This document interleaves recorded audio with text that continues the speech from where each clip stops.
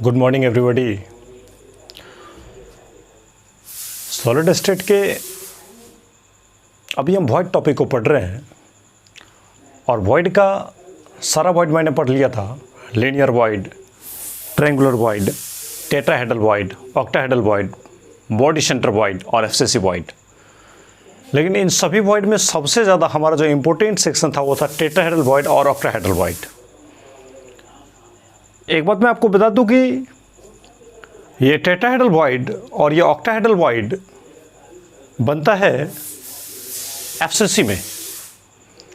अब एफसीसी में बनता है, साथ में ये एचसीपी में भी बोलता है, हाइपोथेटिकली बनाने के लिए बोल सकता है, अदरवाइज जो किसी भी यूनिट सेल में बोलने के लिए बोल सकता है। लेकिन अगर एफसीसी में हम टेट्राहेड्रल वॉइड की सोचें कि एफसीसी में टेट्राहेड्रल वॉइड किस किस जगह पे बनता है, दो टेट्राहेड्रल वॉइड के बीच में दूरी कितना होता है, टेट्राहेड्रल वॉइड और ऑक्टाहेड्रल वॉइड कहाँ बनते हैं, उस टेट्राहेड्रल वॉइड की संख्या कितना होता है एफसीसी में, ऑक्टाहेड्रल वॉइड की संख्या कितना होता है एफसीसी में, तो ये वेरी वेरी इंपॉर्टेंट सेक्शन बन जाता है हमारे सॉलिड स्टेट का। मतलब मैं ये कहना चाह रहा हूँ कि सॉलिड स्टेट में जो वॉइड से जो क्वेश्चन पूछे जाएंगे, वॉइड के जो न्यूमेरिकल दिए जाते हैं वो बिल्कुल इसी टॉपिक से दिए जाते हैं। अब हमें ये पता करना है कि एफसीसी में टेट्राहेड्रल वॉइड कहाँ कहाँ बनता है। तो पहले तो आपको सोचना पड़ेगा कि टेट्राहेड्रल वॉइड का कंडीशन क्या था, टेट्राहेड्रल वॉइड का डिजाइनिंग कैसा था, किस प्रकार से टेट्राहेड्रल वॉइड का फॉर्मेशन होता था। अब देखिए, टेट्राहेड्रल वॉइड में अगर बात किया जाए तो टेट्रा शब्द का मतलब ही होता था चार, और वॉइड यानी गड्ढा, यानी चार गोलों के द्वारा घिरा हुआ गड्ढा। चार गोलों के बीच में जो गड्ढा उपस्थित होते हैं उसी का नाम दिया जाता है टेट्राहेड्रल वॉइड। अब देखिए, एक छोटी सी बात हमारे सामने है। आप देख सकते हैं ये तीन गोला हमारे सामने है, एक गोला, दूसरा गोला और ये रहा आपका तीसरा गोला। ये तीन गोले हमारे सामने हैं और तीन गोला के ऊपर में डालते हैं ये चौथा गोला। देखिए ये तीन गोले हैं और तीनों गोलों के बीच में हमारा गड्ढा है। तो अभी जो ये गड्ढा है इसका नाम होगा ट्रायंगुलर वॉइड, लेकिन हमें बनाना है टेट्राहेड्रल वॉइड। तो कैसे बनाएंगे? देखिए, तीन गोला के बीच में गड्ढा है और इस गड्ढा में ऊपर से अटका दिया गया गोला। तो अब अंदाज़ा कीजिए कि इन चारों गोला के बीच में जो यहाँ पे गड्ढा होगा, चारों गोला के बीच में जो यहाँ पे गड्ढा होगा, उस गड्ढा का नाम पड़ेगा क्या चीज़? Tetrahedral void. क्योंकि ये चारों गोला के बीच में जो गड्ढा है उसमें अगर कोई भी एटम रखा जाए छोटा सा, तो वो चार पड़ोसी एटम से रगड़ा खाएंगे। इस वजह से उसका कोऑर्डिनेशन नंबर कितना हो जाएगा? 4, और 4 है तो इसका मतलब ये टेट्राहेड्रल वॉइड है। ये बात आपको पता होगा कि टेट्राहेड्रल वॉइड का कोऑर्डिनेशन नंबर 4 होता है और ऑक्टाहेड्रल वॉइड का कोऑर्डिनेशन नंबर कितना? 6 होता है। क्यूब का बॉडी डायगोनल तो आपको याद होगा, पूरे बॉडी डायगोनल की लंबाई कितना होता था? √3 है। क्यूब में जो बॉडी डायगोनल होते हैं उसका लंबाई कितना होता है? √3 है। बीसीसी में पढ़ाया था। देखिएगा टेट्राहेड्रल वॉइड कहाँ बनता है, तो याद कीजिए एफसीसी। हालांकि ये जो टॉपिक है ये आपके लिए सबसे ज़्यादा इंपॉर्टेंट टॉपिक होता है न्यूमेरिकल के दृष्टिकोण से, लेकिन समझाना लाइव में मोबाइल के ज़रिए बड़ा ही मुश्किल होगा। मैं कोशिश तो करूंगा, लेकिन आप भी थोड़ा ज़्यादा कोशिश कीजिए। पिछली बातों को रिवीजन करके आप भी थोड़ा ज़्यादा कोशिश कीजिए, और पिछली बातों में आप एफसीसी पढ़ेंगे, बीसीसी पढ़ेंगे, इसी दोनों को यूज़ करके मैं इस टॉपिक को ख़त्म करूंगा। तो इसलिए आप अंदाज़ा कीजिए कि एफसीसी में गोला कहाँ कहाँ होता था। तो एफसीसी में गोला होता था सारे कोना पे और उस कोना के साथ साथ फेस सेंटर पे। तो टोटल कॉर्नर कितना था? ऊपर में था हमारा कमरे में 4 कोना और नीचे में भी कमरे में कितना था? 4 कोना। और सबके फेस सेंटर, जैसे ये आगे का फेस सेंटर है वैसे ही पीछे का फेस सेंटर, वैसे ही बाएं का फेस सेंटर, दाएं का फेस सेंटर, ऊपर का फेस सेंटर और नीचे का फेस सेंटर। इस प्रकार से हमारे 6 फेस सेंटर थे, ये मैंने बताया। अब देखिए, फेस सेंटर किसको टच करता था? कॉर्नर को। तो फेस टच करेगा कॉर्नर को, इसका मतलब कॉर्नर भी किसको टच करेगा? फेस सेंटर को। तो अंदाजे कीजिए ये जो हमारा फेस का कॉर्नर का गोला है, वो जिस प्रकार से ये कॉर्नर का गोला मेरे फेस को टच कर सकता है, वैसे ही ये कॉर्नर का गोला इस फेस को भी टच कर सकता है। आपके कमरे में किसी एक कोने में चले जाओ और ऊपर वाले गोले के बारे में सोचो, तो उस कोना से हमारे कमरे में 3 फेस निकला है। एक ये सामने का दीवार, एक इधर बाएं का दीवार और ये एक ऊपर का छत। छत मतलब भी ये भी तो एक प्रकार का दीवार ही है। तो सोचिए गोला कहाँ का है? सारे कॉर्नर के साथ साथ फेस सेंटर पे है। टेट्राहेड्रल वॉइड कैसे बनेगा?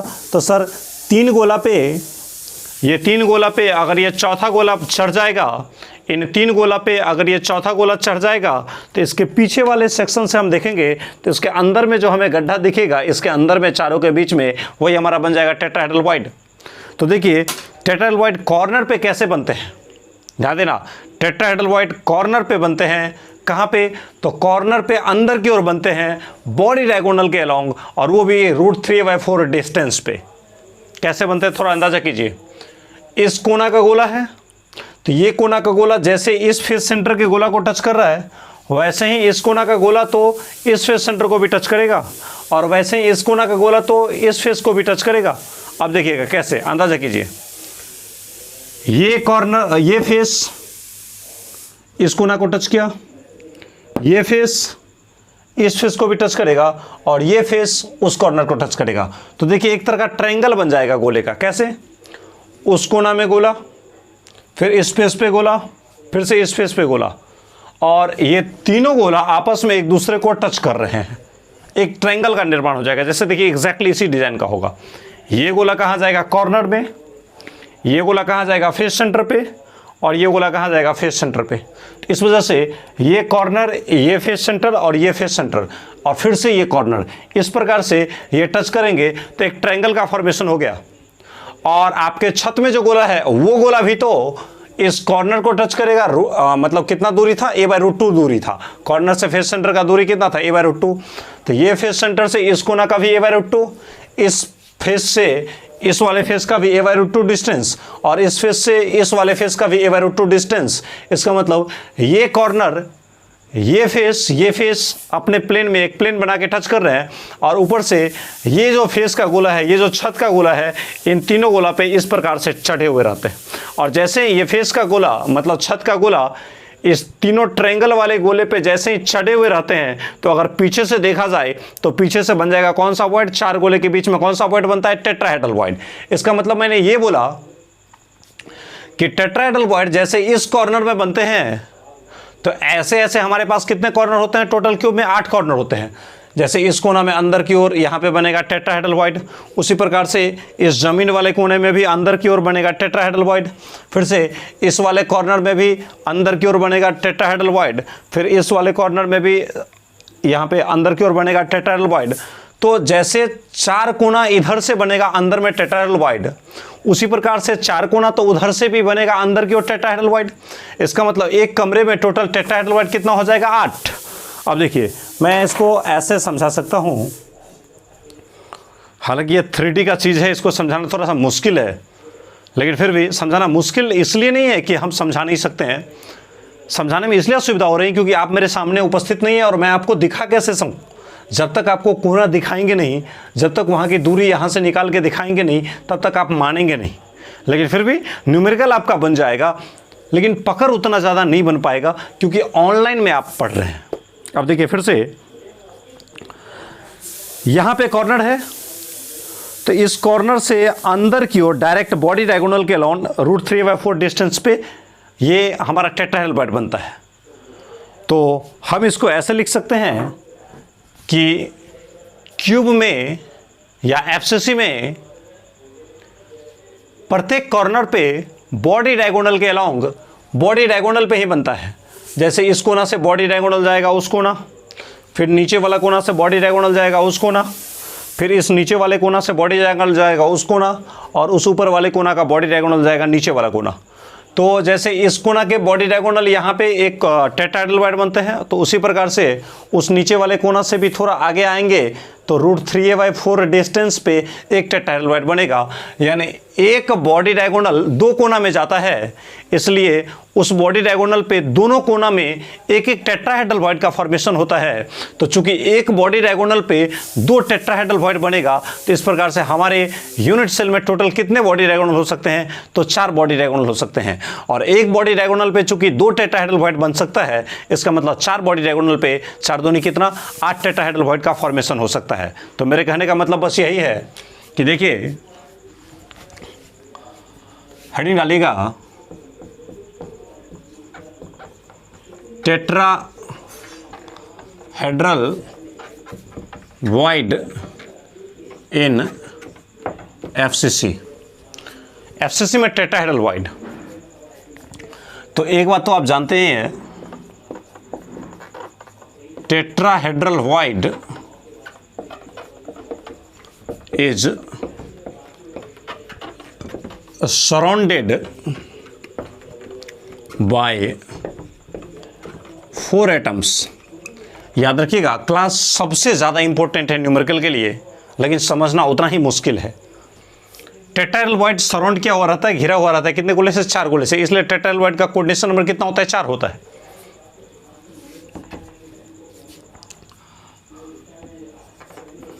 इन FCC lattice tetrahedral void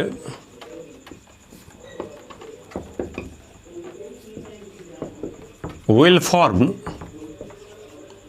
in FCC lattice tetrahedral void will form at each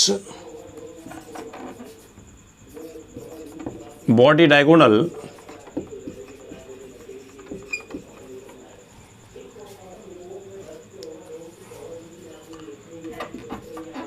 inside the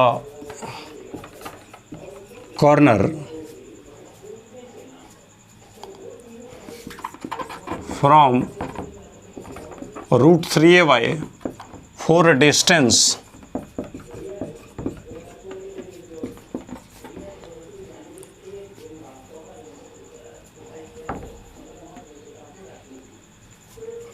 देखिए लाइन क्या बोल रहा है कि एफसीसी लैटिस में टेट्राहेड्रल वॉइड बनता है एट ईच बॉडी डायगोनल, प्रत्येक बॉडी डायगोनल पे बनते हैं, इनसाइड द कॉर्नर, कॉर्नर पे अंदर की ओर, फ्रॉम रूट 3/4 डिस्टेंस, यानी प्रत्येक बॉडी डायगोनल पे कोना से रूट 3/4 डिस्टेंस पे एक टेट्राहेड्रल वॉइड का फॉर्मेशन होता है। तो चूंकि एक बॉडी डायगोनल जो होते हैं वो 2 कोना में जाता है, इसका मतलब हर कोना में एक टेट्राहेड्रल वॉइड बनेगा, तो एक बॉडी डायगोनल पे 2 टेट्राहेड्रल वॉइड का अगर फॉर्मेशन हो सकता है, तो इस प्रकार से हमारे कमरे में टोटल 4 बॉडी डायगोनल होते हैं, और 4 बॉडी डायगोनल का मतलब 8 टेट्राहेड्रल वॉइड का फॉर्मेशन हो जाएगा। तो देखिएगा अगला लाइन मेरा ये है, since 2 tetrahedral void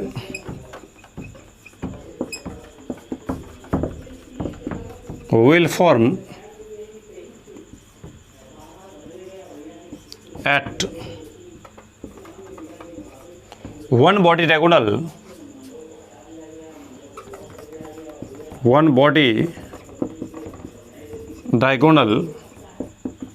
in since 2 tetrahedral wide, चूंकि 2 tetrahedral wide बनता है एट 1 बॉडी डायगोनल, एक बॉडी डायगोनल पे, इन 2 कॉर्नर, 2 कोने में,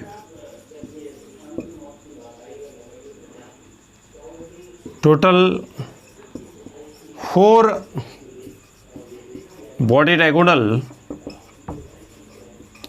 total 4 body diagonal is present, hence total 8, एक बॉडी डायगोनल पे 2 बनता है, तो 4 बॉडी डायगोनल पे क्या होता है, 8 बनेगा। हेंस 8 टेट्राहेड्रल वॉइड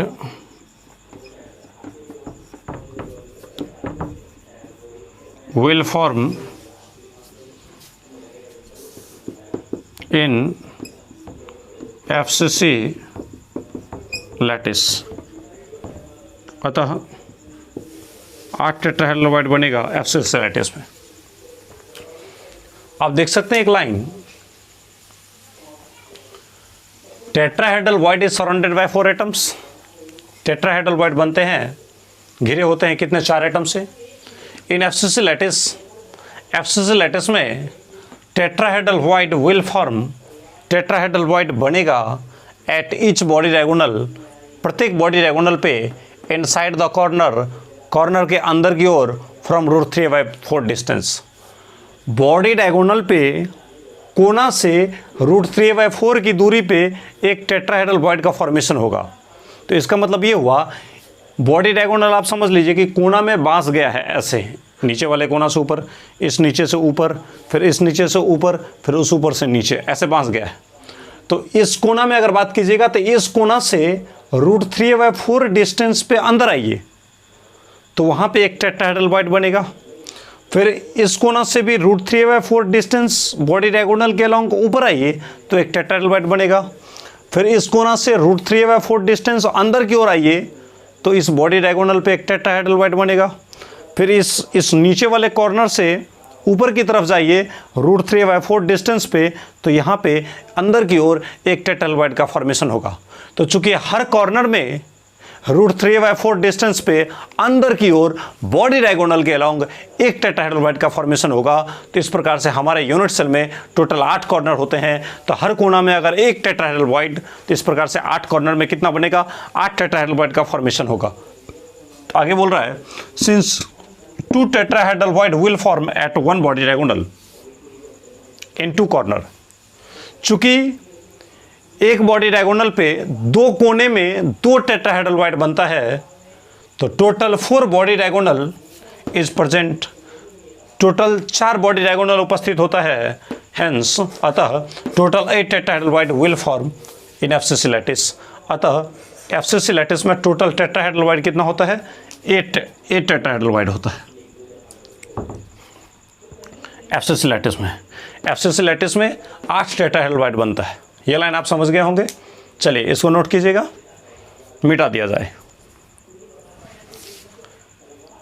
लिख लिए, चलिए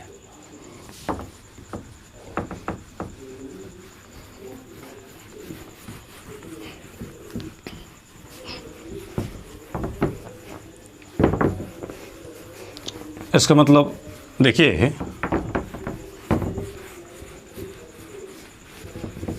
हम इसको अगर डायग्राम से दिखाने की कोशिश करें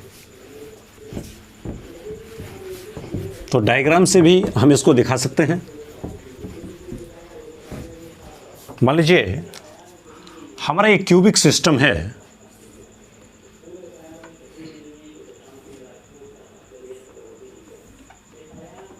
ऐसा है,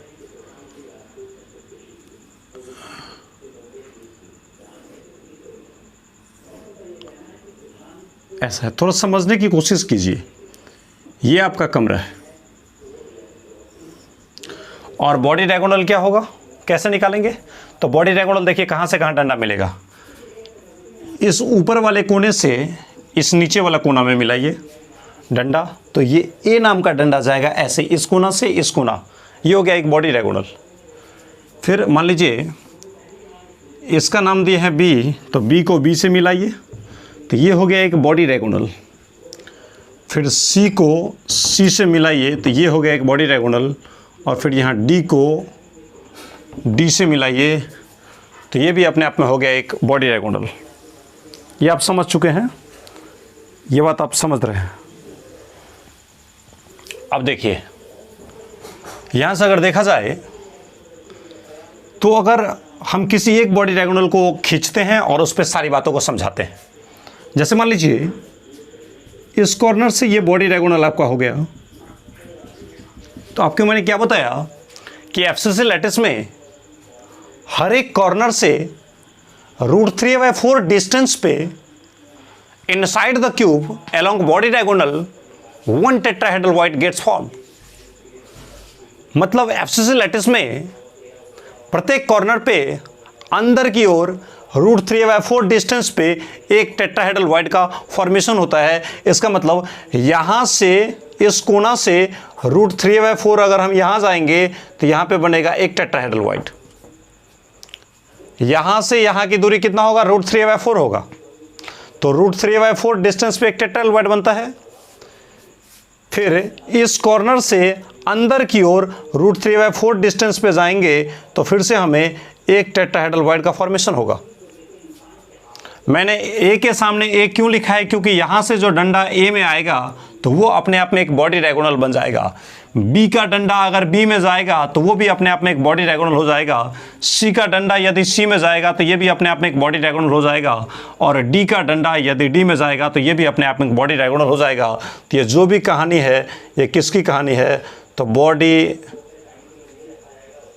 डायगोनल की कहानी है। आप इसको लिख लिए होंगे। मैं इसको अलग से भी समझा सकता हूं। देखिएगा, मान लीजिए ये आपका कॉर्नर है। कौन सा कॉर्नर है? सी। ये है आपका कॉर्नर, चलेगा। और इस कॉर्नर से ये है अपने आप में एक कॉर्नर, ये भी एक कॉर्नर। कौन सा कॉर्नर दे रहे हैं? गौर से देखिएगा, ये भी है सी, ये भी है सी। ये पूरे के पूरे क्या है? बॉडी डायगोनल है। तो देखिए, पूरे के पूरे जो डंडे हैं, ये पूरे के पूरे डंडे का नाम है बॉडी डायगोनल। अब देखिए, इस कॉर्नर से इस कॉर्नर की दूरी आपको बीसीसी यूनिट सेल में मैंने पढ़ाया था कि इस कोना से उस कोना यानी क्यूब के बॉडी डायगोनल का लंबाई पूरा का पूरा होता है √3a। मतलब यहां से लेकर के यहां तक की जो दूरी होगी वो कितना होगा? √3a के बराबर होगा, जहां पे a क्या होता है? क्यूब की भुजा की लंबाई। यानी इसको हम ऐसे लिख सकते हैं, एज लेंथ ऑफ क्यूब, या एफसीसी यूनिट सेल, कुछ भी लिख सकते हैं। अब देखिए, ये पूरा दूरी है √3a। यहां से लेके यहां तक की दूरी कितना है? √3a। तो बॉडी डायगोनल का पूरा लंबाई होता है √3। आपको मैंने बताया था, ये हालांकि निकाल के मैंने दिखाया था, बीसीसी में जाके देखिए आप। अब यहां से वहां तक का दूरी है √3a। तो बताइए बॉडी सेंटर कहां बनता था? एग्जैक्टली डंडे के बीच में। तो डंडा का बीच कहां होगा? यहां होगा। मान लीजिए यहां पे है, ये कौन है? तो ये है बॉडी सेंटर, क्योंकि एग्जैक्टली इस पूरे बॉडी डायगोनल का जो मिडिल सेंटर था, 4 डंडे मैंने डाला था, 4 बॉडी डायगोनल मैंने डाला था। इस कोना, नीचे वाला से ऊपर वाला कोना डालिए, उस ऊपर से नीचे डालिए, इस नीचे से उस ऊपर के कोना में जाइए, और उस ऊपर के कोना से नीचे में जाइए। अगर 4 बांस आप इस प्रकार से सजाएंगे तो चारों बांस जहां पे कटेगा तो बॉडी डायगोनल के द्वारा बना सेंटर, तो उसका नाम होगा बॉडी सेंटर। और ये बॉडी सेंटर कहाँ बनेगा? तो एग्जैक्टली आप अपने कमरे में अगर बीच में खड़े रहेंगे तो आपका जहाँ मुंडी रहता है वहीं पे एग्जैक्टली बन जाता है ये बॉडी सेंटर। ये बात आप भली भांति समझ रहे हैं। अब देखिए, एक लाइन यहाँ बीच में है एग्जैक्टली बॉडी सेंटर। ये पूरा का पूरा नाम है बॉडी डायगोनल, यहाँ से यहाँ तक। और यहाँ जो बनता है बीच में, इसका नाम क्या है? तो बॉडी सेंटर। और मैंने आपको क्या बोला था? तो बोला ये कि कॉर्नर से √3a/4 डिस्टेंस अगर अंदर जाएंगे तो यहां पे जो बनेगा वो बनेगा टीवी। टीवी का मतलब टेट्राहेड्रल वॉइड। कॉर्नर से √3a/4 अगर अंदर की ओर जाएंगे तो यहां भी क्या बनेगा? Tetrahedral void. अब आप एक बात बताइए, कॉर्नर से टेट्राहेड्रल वॉइड की दूरी कितना होता है? √3a/4। जरा गौर से सोचिएगा, बिल्कुल very very important section for objective and also for numericals. Corner से टेट्राहेड्रल वॉइड की बीच की दूरी कितना है? √3a/4। और इस कॉर्नर से भी टेट्राहेड्रल वॉइड के बीच की दूरी कितना होगा? तो √3a/4। अच्छा, एक बात आप बता दीजिए, ये पूरा दूरी अगर है √3a तो यहां से कॉर्नर से बॉडी सेंटर क्या होगा? आधा। और फिर इस कॉर्नर से भी बॉडी सेंटर क्या होगा? आधा। इसका मतलब पूरा दूरी अगर है √3a, ये पूरा बांस अगर है √3a तो इसका आधा क्या होगा? कॉर्नर से बॉडी सेंटर कितना होगा? √3a/2। और ये भी आपको बीसीसी में पढ़ाया गया है, कॉर्नर से लेके बॉडी सेंटर के बीच की दूरी कितना होता है? √3a/2। अब जरा सोचिए, ये √3a/4 है, ये √3a/4 है, और यहां से यहां की दूरी कितना है? √3a/2। नहीं समझ रहे हैं बात को? थोड़ा समझिए। कॉर्नर से टेट्राहेड्रल वॉइड के बीच की दूरी है √3a/4 और कॉर्नर से बॉडी सेंटर की दूरी है √3a/2। इसका मतलब इस पूरे दूरी में से कॉर्नर से लेके बॉडी सेंटर की जो दूरी है उसमें से अगर कॉर्नर से टेट्राहेड्रल वॉइड के बीच की दूरी को घटा दिया जाए तो क्या टेट्राहेड्रल वॉइड से बॉडी सेंटर का दूरी नहीं निकल जाएगा? क्या निकल जाएगा? तो इसका मतलब ये पूरा दूरी है √3a/2, उसमें से √3a/4 चला जाएगा तो बचेगा कितना, √3a/2 बचेगा, सॉरी √3a/4 बचेगा। इसका मतलब बॉडी सेंटर से और टेट्राहेड्रल वॉइड के बीच की दूरी अगर देखा जाए, यहाँ टेट्राहेड्रल वॉइड है, इसी के सामने है, तो ये भी कितना होगा, √3a/4 हो जाएगा। और यहीं पे यहाँ भी अगर बोला जाए कि इस टेट्राहेड्रल वॉइड से और इस बॉडी सेंटर के बीच की दूरी देखा जाए तो ये भी कितना होगा, ये भी होगा √3a/4 के बराबर। यानी अगर बोल दिया जाए कि कॉर्नर से लेके बॉडी सेंटर का दूरी कितना होता है, तो देखिए इसको, ये दूरी हो जाएगा √3a/2 के बराबर। अब अगर आपसे बोल दिया जाए कि कॉर्नर से टेट्राहेड्रल वॉइड के बीच की दूरी कितना, तो √3a/4, टेट्राहेड्रल वॉइड से बॉडी सेंटर के बीच की दूरी कितना, √3a/4, बॉडी सेंटर से टेट्राहेड्रल वॉइड के बीच की दूरी कितना, √3a/4, टेट्राहेड्रल वॉइड से कॉर्नर के बीच की दूरी कितना, √3a/4, कॉर्नर से बॉडी सेंटर के बीच की दूरी कितना, कॉर्नर से बॉडी सेंटर के बीच की दूरी कितना, √3a/2। पूरा का पूरा बॉडी डायगोनल कितना होता है, तो √3a के बराबर। और अगर आपसे कोई क्वेश्चन पूछ दे कि दो टेट्राहेड्रल वॉइड के बीच की दूरी कितना होता है, तो नहीं बता सकते हैं क्या, ये दूरी है √3a/4, ये दूरी है √3a/4, इसका मतलब टेट्राहेड्रल वॉइड से टेट्राहेड्रल वॉइड के बीच की दूरी कितना होगा, तो √3a/4 प्लस √3a/4 आ जाएगा कितना, √3a/2 आ जाएगा। चलेगा लाइन क्या, ढेर सारे पॉइंट यहाँ पे ऑब्जेक्टिव के बन रहे हैं। मैं एक बार लिखने की कोशिश करता हूँ, आप इसको जल्दी से प्रिंट कर लीजिए, मिटा दूंगा मैं। देखिए मिटा दिया जाए, चलिए लिख लिए होंगे आप।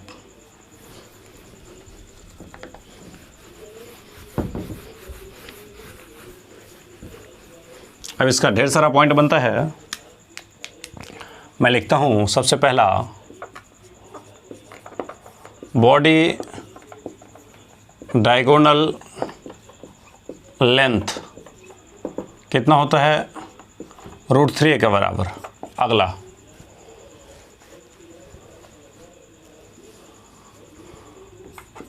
Corner to body centre length कितना होगा, कॉर्नर से लेकर के बॉडी सेंटर कितना होता है, कॉर्नर से बॉडी सेंटर कितना होता है, √3a/2, √3a/2। अगला कॉर्नर टू टीवी, टीवी समझ रहे हैं ना, टीवी का मतलब टेट्राहेड्रल वॉइड, ये कितना होगा, कॉर्नर से टेट्राहेड्रल वॉइड के बीच की दूरी कितना होता है, √3a/4, तो लिख दिया √3a/4। अब अगर बोल दिया जाए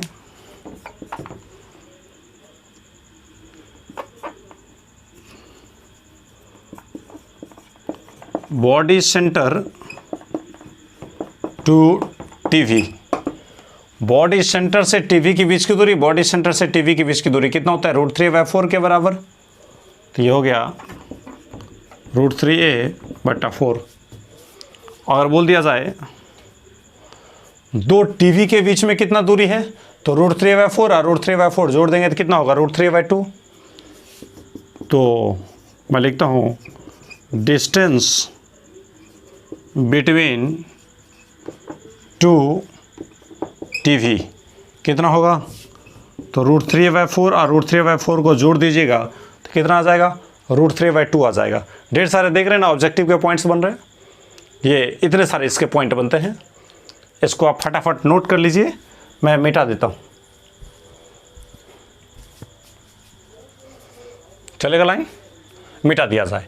ये आप अभी देख रहे थे टेट्राहेड्रल वॉइड के बारे में, मिटा देते हैं। अब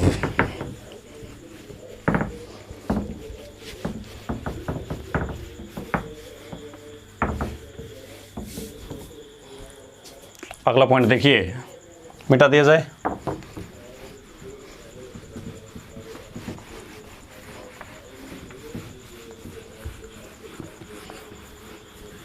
देखिए ऑक्टाहेड्रल वॉइड एफसीसी लैटिस में कैसे हम निकाल रहे हैं, तो फिर से हेडिंग डालिए octahedral void in FCC, octahedral void FCC में। अब देखिएगा FCC में ऑक्टाहेड्रल void कहाँ बनते हैं। तो ऑक्टाहेड्रल void के बारे में आपको याद है क्या? ऑक्टाहेड्रल void घिरे होते हैं कितने गोले से? 6 गोले से। यहाँ पे अगर कोई पॉइंट है तो एक गोला पीछे बाएं, एक गोला दाएं, एक गोला पीछे, एक गोला आगे, एक गोला ऊपर और एक गोला नीचे। तो ये जो गोला है ये वाकई में बाएं दाएं, आगे पीछे, ऊपर नीचे 6 गोले से रगड़ा खा रहा है। इसका मतलब इसका कोऑर्डिनेशन नंबर कितना हो जाएगा? 6 हो जाएगा। तो उसी प्रकार से ऑक्टाहेड्रल void की अगर बात किया जाए तो ऑक्टाहेड्रल void बनता है FCC में कहाँ पे? तो एक बॉडी सेंटर पे। बॉडी सेंटर पे ऑक्टाहेड्रल void क्यों बनता है ज़रा सोचिए।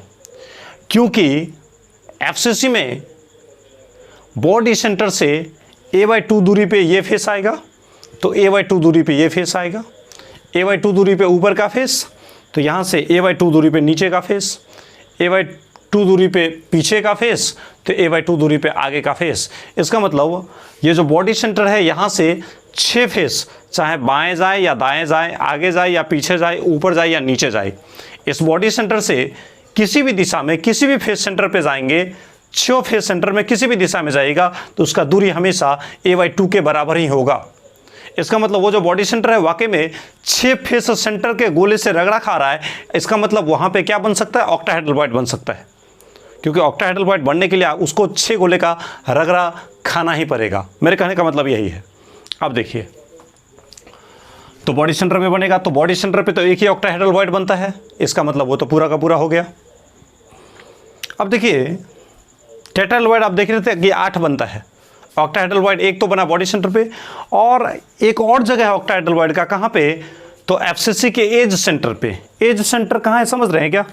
एक तो बॉडी सेंटर पे बना ऑक्टाहेड्रल void, क्योंकि बॉडी सेंटर पे जब बनेगा, देखिए ना, इसके बॉडी सेंटर पे जब बनेगा ऑक्टाहेड्रल void, बॉडी सेंटर यानी इसके बीच में, तो उस बीच से a/2 आगे गोला, a/2 ये फेस का गोला, a/2 आगे वाले फेस का गोला, a/2 पीछे वाले फेस का गोला, और उससे a/2 नीचे वाले फेस का गोला, और a/2 पे ऊपर वाले फेस का गोला।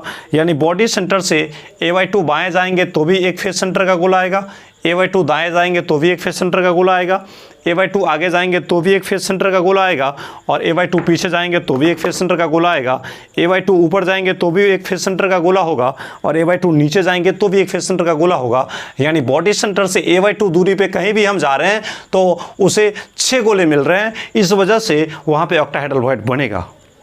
और अगला बनने का चांस कहाँ है? देखिए ये पूरा का पूरा एज है, ये पूरा का पूरा एज है, तो यहाँ एज का सेंटर है, एग्जैक्टली एज का बीच। तो देखिए ये पूरा दूरी अगर ये है तो यहाँ से कितना होगा? a/2 में ये कोना, a/2 में ये कोना, 2 कोना गोला हो गया। अच्छा, a/2 में नीचे में फेस, तो यहाँ से a/2 में तो ऊपर भी कमरा का फेस होगा, और a/2 में ये बाएं का फेस, तो a/2 में दाएं का फेस। यानी यहाँ से इस एज से अगर a/2 पे किसी भी दूरी में चला जाए, किसी भी दिशा में चला जाए, 6 में से किसी भी दिशा में, 1 सेकेंड, तो a/2 से किसी भी दिशा में चला जाएगा तो वहाँ पे पक्के से ऑक्टाहेड्रल void का फॉर्मेशन हो जाएगा।